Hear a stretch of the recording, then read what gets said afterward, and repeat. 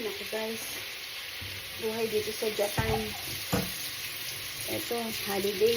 Pero, pumasok ako kagabi guys. Grabe. Ang hirap dito sa Japan dahil ito, holidays, pero nag-iisa ka. May alam ka, pero mga busy lang. Miso ko, may pasok pa, may work pa. Kaya, swerte kayo dyan sa Pilipinas. Dahil magkakasama kayo. Kami dito, wala ito. Solo flight. So, nagluluto ako.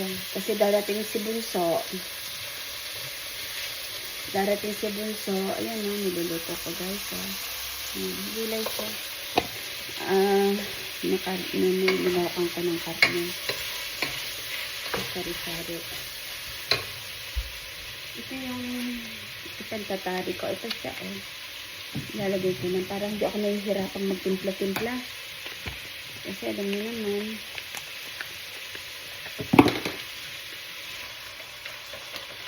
Para at least may lasa siya. Ayan siya. Lungkot kaya.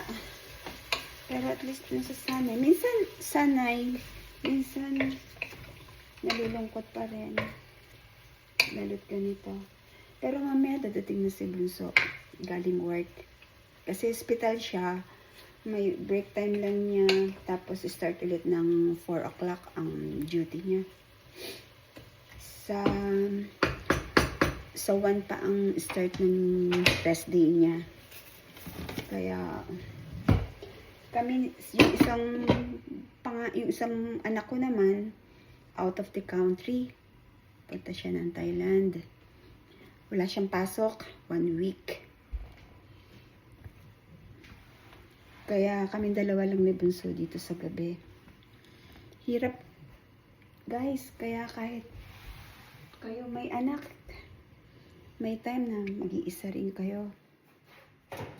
Kasi pag busy na yung mga anak natin, wala na. May mga kanya-kanya na rin kasi silang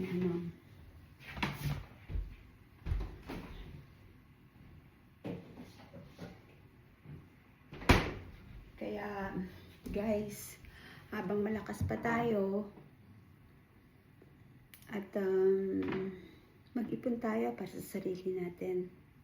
Kasi darating ang araw na yung mga napapanood natin sa mga Facebook na pag tumatanda na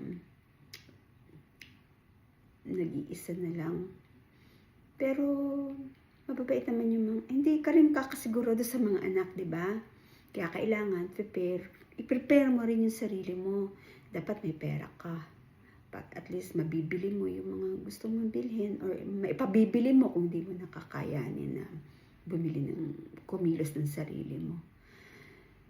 Ay, that is life. That's the reality ng buhay. Kaya kailangan tayong ready. Tayong mga papunta na doon sa pagtanda. Ay, nako guys. Ito. Mamaya maglilinis naman ako. Ganito ang buhay sa Japan, guys. Walang katulong. Kahit na busy ka sa trabaho, walang katulong. Ikaw lahat.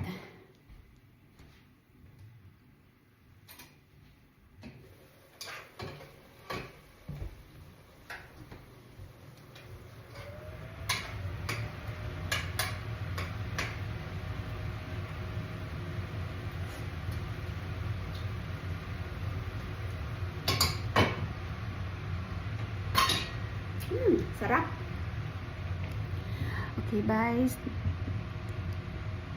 Hello. Okay, guys. Thank you. Nagbablog ako, guys. Sana supportahan niyo ako. Pero hindi pa ako sanay. Kaya lang I try my best to be patient and consistent to upload my videos. kahit ako'y mahiyain. Okay guys, bye-bye, love you all. Sa mga nagpo-follow na sa akin, thank you so much po. I love you.